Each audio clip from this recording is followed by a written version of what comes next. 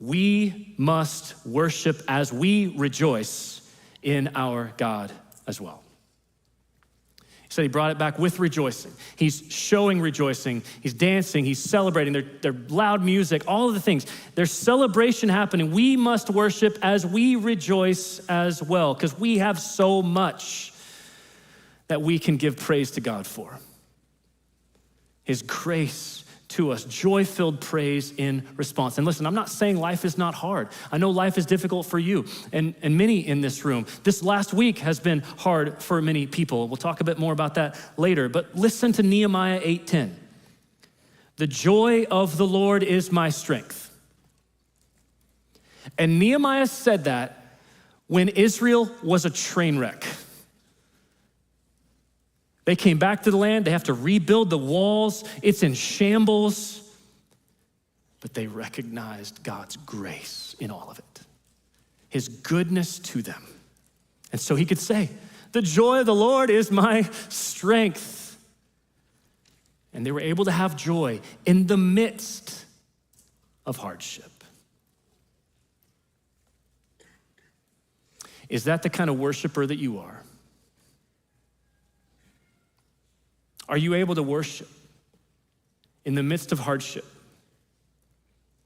Are you able to respond like David did, undignified, willing to be that in response to God's glory and grace in your life? Are you ashamed like Michal,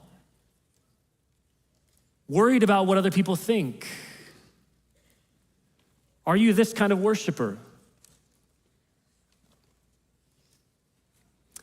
Now, here's what I don't want you to hear. I'm not saying that in response to this, you all got to roll around in the aisles and run laps and worship. Like, that's not what I'm saying about this, okay?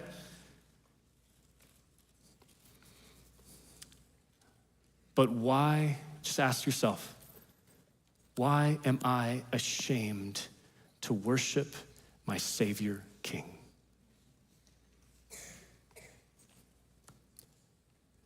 Why am I ashamed to speak up and say I'm a Christian? Why am I scared of that? Like, shouldn't it spark joy when we remember that the only reason that we who are unholy can rejoice in a holy God is because of all that Jesus has done for us? Like, shouldn't that spark something in us? That we see how far from him we actually are, and then he looked at us, his enemies, and said, I'm gonna pay for you to be in my family with my son's life. Come on, be with me forever. You don't deserve it, you deserve judgment. I'm bringing you into my family. And we see how stunned we should be by that. Should that not spark joy? The praise of God, a joy-filled explosion of just wonder. He took the judgment we deserve so that we could come boldly to his throne of grace, not carelessly, but boldly to his throne. How much more should we worship because of that truth? And listen, sometimes that's gonna have to happen as you wait through the 20 years of the wilderness. And you're gonna have to look at him and say, okay, Jesus, you're worth it. I don't know if or when you will, but you're worth it. I'm gonna worship as I wait. What a testimony that is. And sometimes that worship is not gonna be loud, explosive. It's gonna be you deeply impacted by the holiness of God to where you're on your face before him. And you can't even lift your eyes because you're so overwhelmed by the glory of God, reminding you of your depravity and how far you are from him. That's then a response of worship to say, God, you are who you say you are.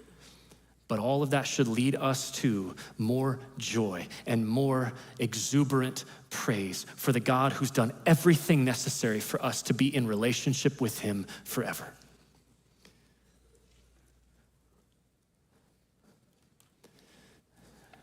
We are more than willing to raise our hands and sing loud and shout loudly when our football team wins.